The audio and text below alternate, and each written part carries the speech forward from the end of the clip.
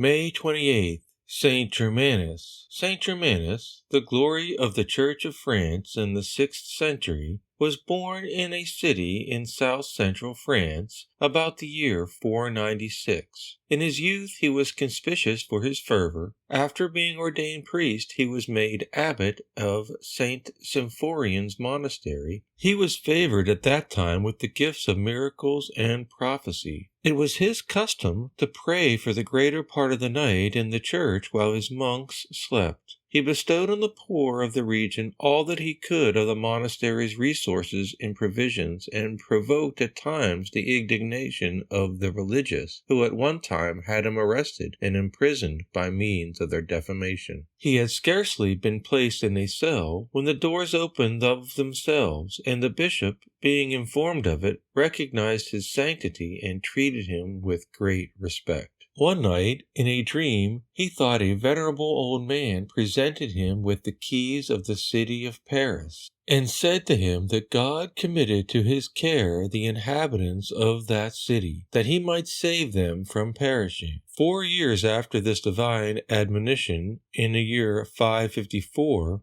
happening to be at Paris when that see became vacant by the death of the Bishop Eusebius, he was raised to the episcopal chair, though he endeavored by many tears to decline the charge. His promotion made no alteration in his mode of life. The same simplicity and frugality appeared in his dress, table, and furniture. His house was perpetually crowded with the poor and the afflicted, and he always had many beggars at his own table. He had edifying books read during the meals that their souls and his own might be nourished. God gave to his sermons a wonderful influence over the minds of all ranks of people. King Childebert of the Franks, who until then had been an ambitious worldly prince, was converted by the sweetness and powerful discourses of the saint. He founded many religious institutions and sent large sums of money to the good bishop to be distributed among the indigent. Once, when Saint Germanus learned that some poor folk, inhabitants of a village he was passing through one day, had been imprisoned by their lord for non-payment of debts, he went to pray and shed tears, face to the ground, at the gate of the subterranean jail where the unfortunate victims were lamenting. The overlord refused to open its doors, but an angel came down and did so, and the entire crowd, scarcely believing in their good fortune, came as one person to kneel in gratitude before their benefactor. At that point the overlord gave them full amnesty and cancelled their debts.